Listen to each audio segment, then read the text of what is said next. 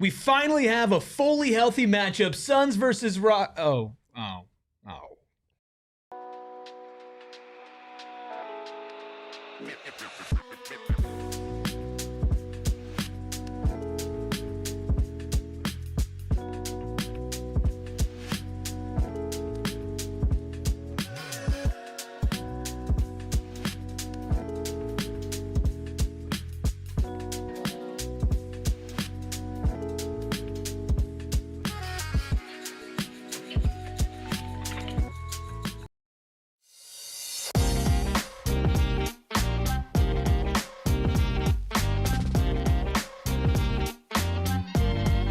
Psychos and sickos unite for a revenge-stopping edition of the PHNX Suns pregame show. Of course, brought to you by our friends over at Gila River Resorts and Casinos. You do you at Gila River Resorts and Casinos. Visit playatgila.com for full details. I'm Eric. We've got Steven, Espo, Gil, and the dog, Roof, Damon behind the Mac, making all of the magic happen as our dogs are on the road, taking on Kevin Durant and the Houston Rockets. Houston for the second time this season, but KD for the first. Will he get his revenge? How can the Suns stop him from doing so? We're going to get into all of it here on another pregame show, our first one in a couple of days. So hit that like button, hit that subscribe button, become a member, get access to exclusive emojis and the exclusive portion of our mailbag, about 15 minutes that Gil, Steven, and I recorded yesterday on the end of our mailbag episode. That one was super fun. You could definitely still check that out this weekend, as this is the last game before the Suns play on Monday when we have our watch party out at Gila. How are we feeling? It's been 3 days off of games, our longest break all season. I'm confused as to what a weekend is and how we get one. It's nice that we're getting one this weekend. Yeah, I'm feeling rejuvenated. At least we got 3 days where we didn't have to, think about all of these game things we can look forward to tonight. And now it's here. So it's a big one ahead.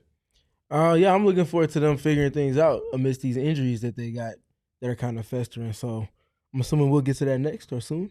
Yeah, we'll get to there. Let's go ahead and get into the injuries. Of course, presented by our friends over at the Husband and Wife Law Team. If you've had a serious injury, call the Husband and Wife Law Team first at 602-783-8841 or visit their website at husbandandwifelawteam.com. Okay. I wish that was true. What we're the middle one there.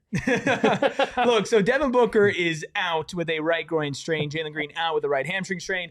Isaiah Livers also out on the latest Suns injury report. Over on the Rockets side of things, Tari Eason, Dorian Finney-Smith, Fred VanVleet all out, and that was known coming into today. We did not know that Alperen Şengün would be a late scratch due to illness. He is also out. So no Şengün, but yes, KD is in. Steven, how much does not having Alperen Şengün to worry about help Jordan Ott's Suns in defending Kevin Durant? It definitely helps. It makes them more predictable. It gives them one less piece to get you in rotation as far as your defense goes. So game plan wise, it's not easy, I won't say, because they still pair one of the best offensive talents in the history of the game with as much gravity as anybody, with a team process on offense that cuts extremely well.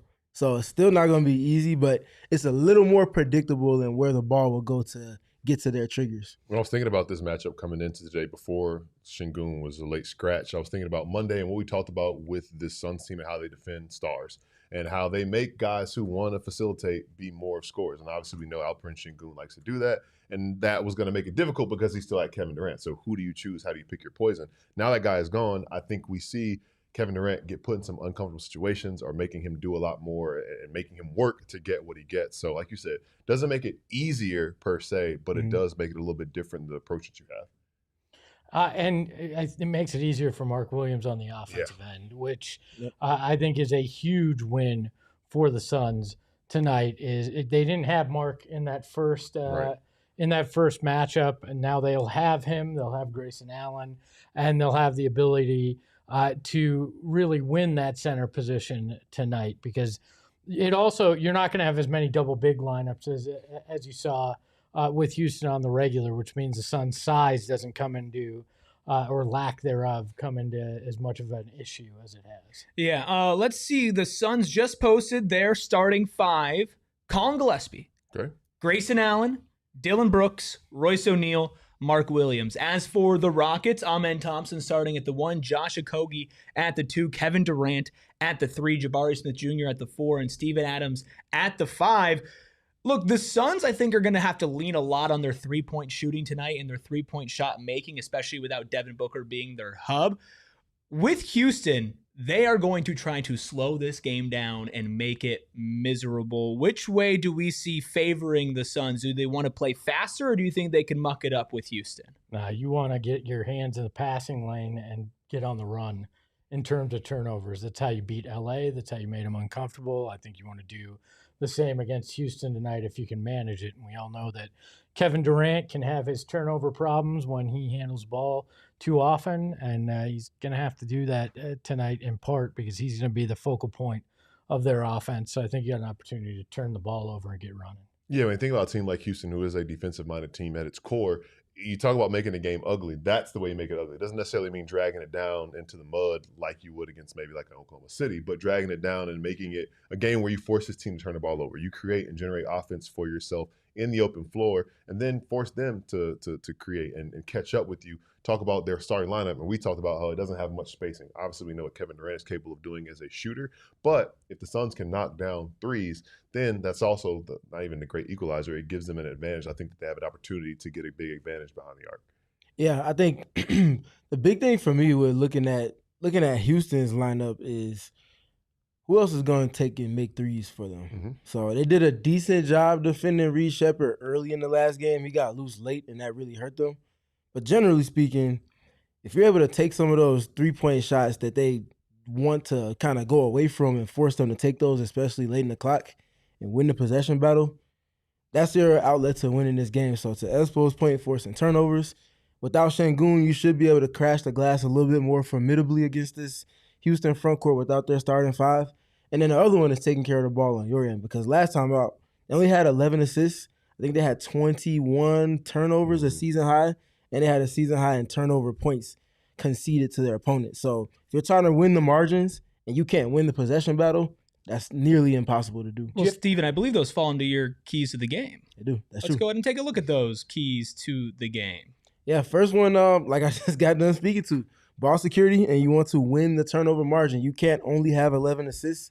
You also can't have 21 turnovers, and you can't concede 30-some-odd points off of turnovers over the course of this game in particular. Number 2, obviously you want to make Durant play in crowds. He can't see one-on-one coverage, because if he even feels that, it's a bucket. And you can just assume it's going to be the worst thing for you if he does. And then the last one for me is 3-and-1. Space it, share it, let it fly. Get your paint touches, move the ball. You get to 27 or more assists, you're 8-and-1, and you're averaging 121 points in those games. That's your outlet, especially without Devin Booker and Jalen Green. On the defensive side, do you think they have to go away from the drop coverage that they're playing because this team can hit more mid-range shots, in particular Kevin Durant? Do you have to adjust your coverages here? That's a good question. I'll probably say no to – they can probably stay in drop because KD and Mark Williams, the size, you can kind of get to his spots and beat him there a little bit. So not the same as like you would with Shea. You can kind of play back a little bit more. But I think that's something to watch for today's game for sure. Good question. I think another thing to keep an eye on as well is you talk about the rebounding margin. The Suns won the offensive rebounding margin last game without Mark Williams. Now, obviously, Steven Adams starting, he's the greatest offensive rebounder we may have ever seen in the game. The numbers say shoot. Yeah, but it was 13-12 Suns in the favor there of offensive rebounds last time these two teams played. And overall rebounding, they were just 2 below Houston. So they are able to go dive for those boards. And I think having Mark Williams in that starting lineup, and then, maybe Steven Adams starting, okay, that's going to help the offensive rebounding without Şengün there, but it is going to shore up their center rotation a little bit and not leave them as deep and not be able to be as dominant at all times there at that center position. So it's a big game in my mind for Oso Ighodaro. What do we see from Nick Richards, who I believe started against this Rockets team last time that they played? And I'm going to check the box score right now. I believe he grabbed double-digit rebounds the last time that they played as well. He had 11 rebounds in 22 minutes against this team before. So what does the center rotation outside of Mark Williams do, and how big is that adding and trying to maybe beat Houston a little bit at their own game, Gil? You've got to, because you think about this Rockets team, and a lot of their success is predicated on their ability to dominate the glass in a fashion that we haven't really seen before, maybe even ever. Like, talk about the guys they have. Talk about Steven Adams. Talking about the guys. Last time they were out, they shot poorly from 3, but they out-rebounded Sacramento 62-32 their last time out. Like, that's ridiculous. Out-rebounded another NBA team by 30 boards. Obviously, it'll be a little different tonight with the size that they're giving up, not having Şengün, but activity on the glass and physicality and also gang rebounding. We talk about the guards coming in and helping out and cleaning up some of the rebounds they can't get. I think that's paramount for this team to be successful tonight. It's crazy. These are 2 of the better offensive rebounding teams in the league now. Obviously, Houston's head and shoulders above almost everybody, but I think the Suns are a top 6 team in offensive rebounding as well. So it should be much closer than what you saw Sacramento do. And I think the big thing here, too, is you're not on the tail end of a back-to-back this time. You've got Mark Williams, who, when he's on the floor, you're 9 points better defensively, I believe, per 100 possessions. So that should close that gap that you saw in that first game that Houston kind of ran away with. And now, look, the Suns are without Devin Booker tonight, and I feel like that's something we certainly need to bring up again. I know we've talked about it over the last couple of days after he exited 10 minutes into that Lakers game with what is now being deemed right groin soreness. Now, there was Jordan Ott pregame saying he might be able to be back by the NBA Cup on Wednesday. Obviously, I think as we get closer, we'll be able to determine that. But when you look at them playing without Devin Booker in that final 38 minutes on Monday, and then you also look at Devin Booker's game against the Rockets last time they played, 18 points in 38 minutes, 5 assists to 6 turnovers, and a minus 11 as well, shooting 5 of 13 from the field and 2 of 6 from deep. If you remember, he got off to a really hot start and then completely suffocated out. We know that this team will only hit its peak if Devin Booker is playing, but is there an argument to say they can play a little bit faster and freer when it's like everybody has to eat in order to win tonight? No, because you lose the gravity of Devin Booker, which makes it harder on every other single person because they're now not doubling on one guy and giving you the opportunity to swing it and find that open guy. So I think actually everybody's going to have to work harder and maybe not play freer because you won't be able to. There's not a focus for the defense. The only thing that I was going to say to kind of to add to that, and maybe a different way of looking at it a little bit, and it's the other side of the coin when you're missing a key player for not that long, you maybe be able to throw some wrinkles in that other teams aren't able to game plan for. Some things that aren't typically a part of your offense. Obviously, Dillon Brooks is going to get a lot of shots, as he jokingly said on Monday, but he was very, very serious behind that joking tone. But I think you can throw some wrinkles in, get some other guys involved in actions that you probably wouldn't even have at your disposal when Devin Booker's available. So maybe you can do that. If that can get you 7, 9, 11 points in this game, that would be a huge difference. But it'd be a matter of execution and guys stepping up and making shots when they're called upon to do it. Yeah, the kind of gray area in having a team without 2 of their offensive engines makes everything a little bit more ambiguous. But I think for the Suns, for equally as much of a riddle as it will be how they'll operate for a team that's game planning for them without those 2, they also have to figure out what it is that they want to get to and how they're going to get to it. Dillon Brooks has been a great shot maker. A lot of that shot making has come after a tilted defense in some capacity has come towards him, giving him one-on-one coverage, and then he hits shots late in the clock. Who's going to be able to do that for him? Can he be a play starter for them? Can he generate rotations for them? How are they going to get guys in rotation to then play off of? Because Collins is a great player when the defense is tilted for him. Grayson is the same. Dillon is the same. Mark is great when he has someone that can hit him on the rolls. Who's going to step up? It's not going to be one person and kind of be able to play those roles. Yeah. I think this is a big Grayson Allen game, Espo. I'm worried about the turnovers tonight, but you're going to need Grayson to facilitate. Like, he was always good with taking some of that pressure off Devin Booker. Well, he's going to have to do that for Colin tonight, so hopefully Colin can find some catch and shoot. There's going to have to be just a lot of creativity. Luckily, we've seen Jordan Ott be able to find that creativity on both ends of the ball this year. So I think Grayson's going to have to be a huge key. Well, and Grayson's somebody that you were missing last game as well. That was in the stretch of his right quad contusion that kept him out for about 8 games. And you saw that they really needed him that night because that offense stalled out. Specifically in the fourth quarter, they only scored 17 points, which is just way too low for this team. And if Grayson Allen can get that momentum going, especially on drives, freeing things up for a Colin Gillespie, who continues to set career high after career high, after career high in threes made and points, even against good defenses like OKC.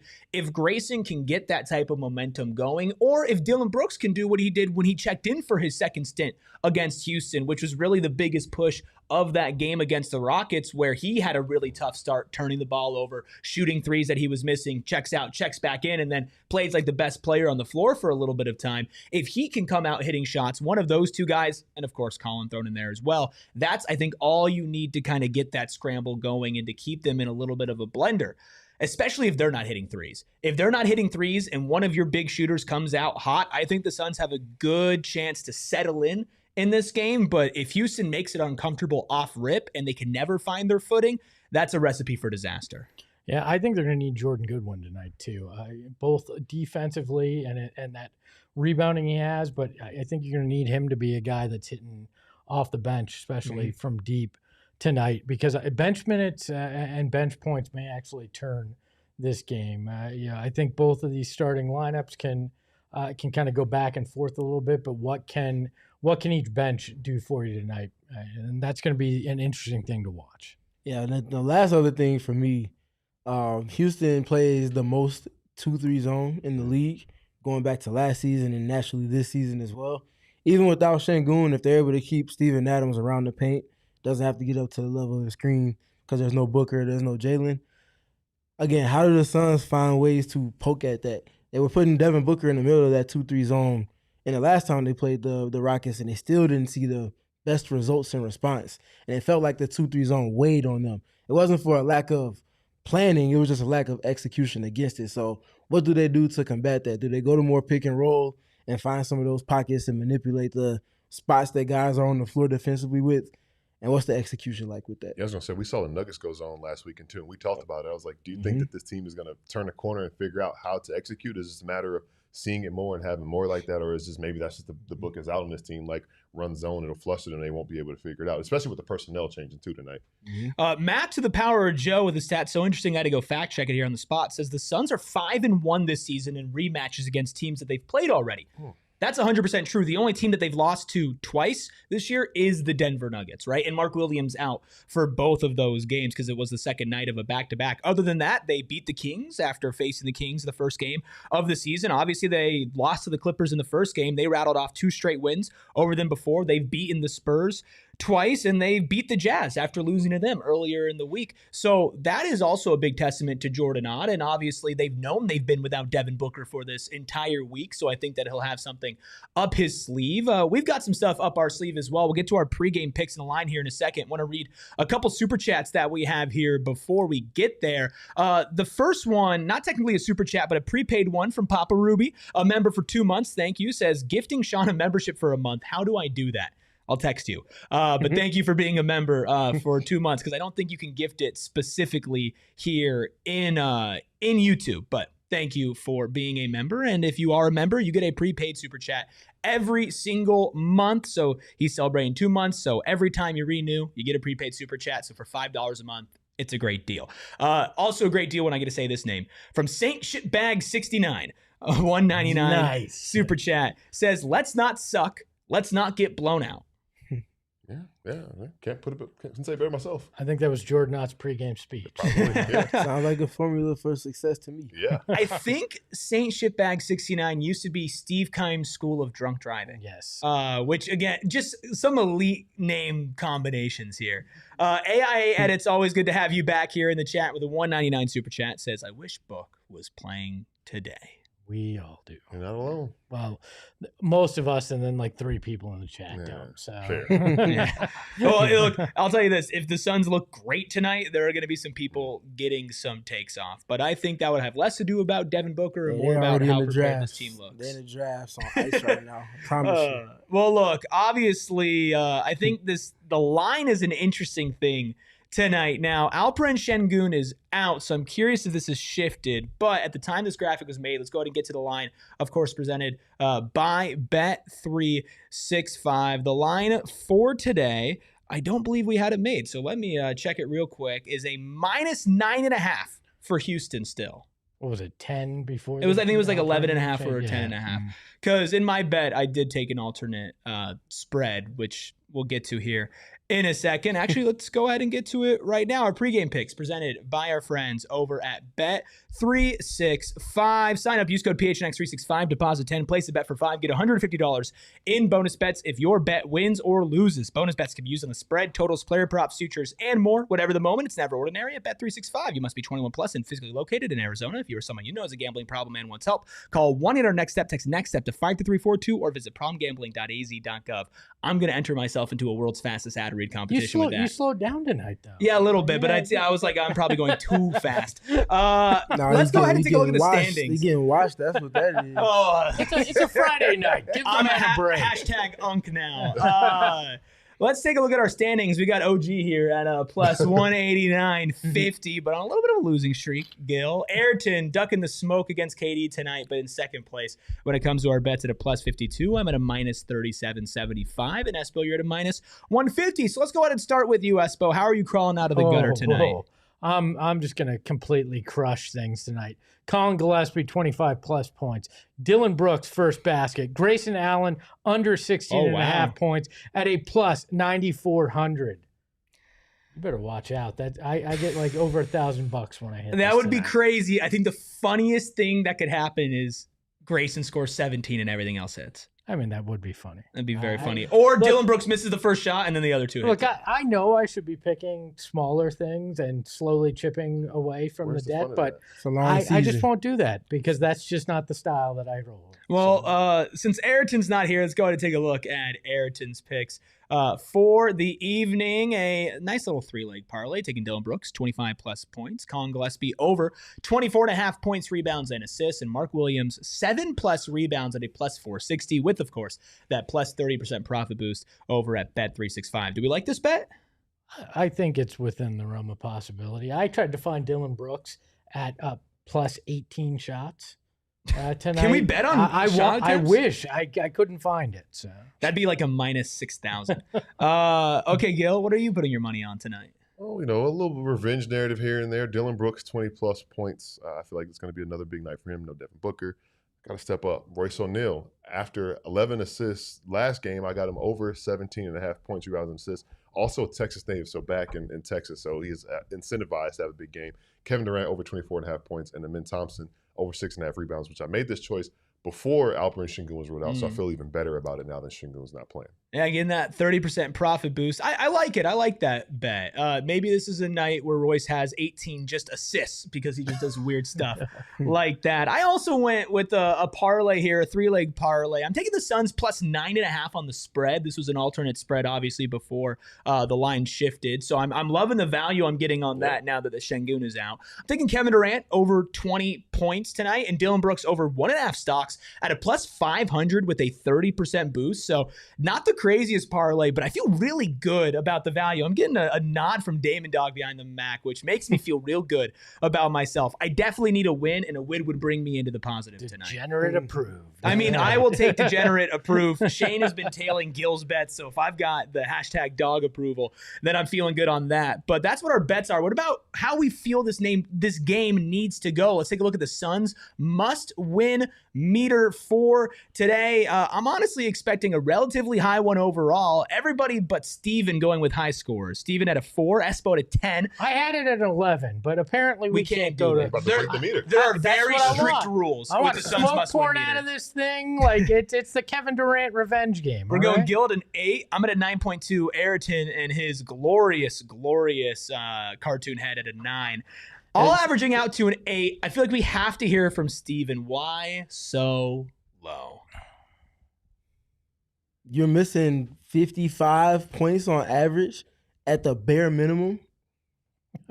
I can't put expectations to that extent on this game. It's obvious that Dillon Brooks is going to be vengeful. Obvious that KD is going to have some vengeance on his mind as well. That'll be fun, but for the team, I don't think this is to that extent because they haven't played without either one of those two all season long outside of, 3/4 of that Lakers game.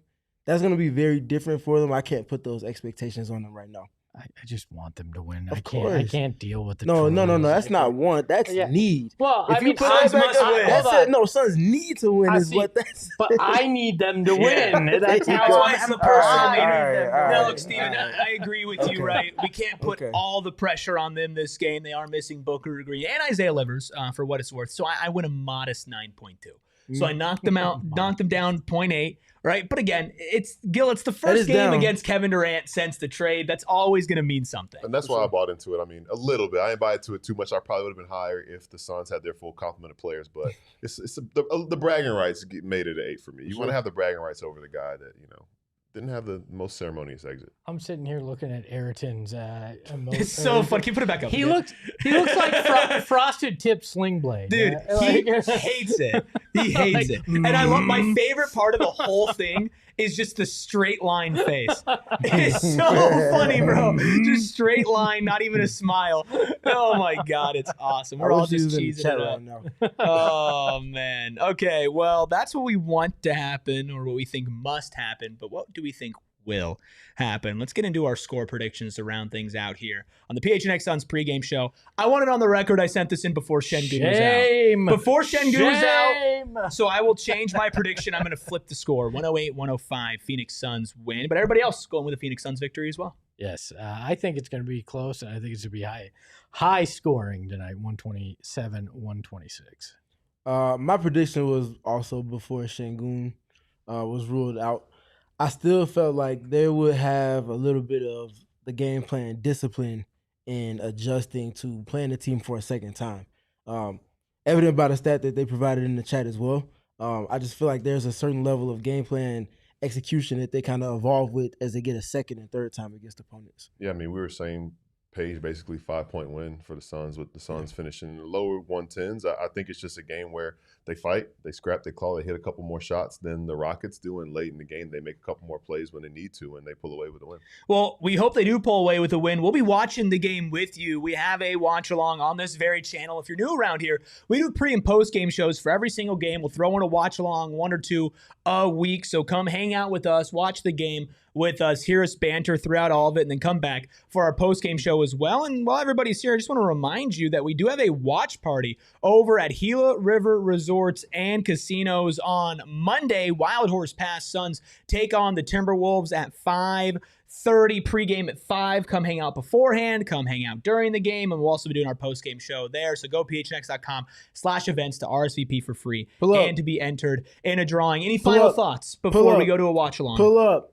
You talking to Sun Shooters? Pull up like Colin Gillespie. Pull up like Dillon Brooks. Pull up like Devin Booker. Don't pull up like Dillon Brooks. You don't have to show up there like 8 times in the first 5 minutes. You could. Well, pull up with the energy. That's it's Gil's first one. You got to pull up for that man. Oh, my goodness. Wow. Somebody's ready to pull up for me. Espo's buying drinks. It's Gil's first one. passed out. Steven's getting blackout Espo's drunk. coming to T-Pain. I'm not getting drunk at all. Not even a little bit. Not even a little I don't bit? even want to get your hopes up. Nope. Not even a little bit. Not happening. Not one drink? Give me a good Shirley Temple. I'm chilling. Let's go. Okay. Steven's drinking Shirley Temples. We're all having a good time out at Gila. Wild Horse Pass on Monday, but before that, we've got tonight. Head into the weekend the right way with PHNX Suns. A watch along coming your way on this very channel. We'll see you all there. We all silly like the mayor.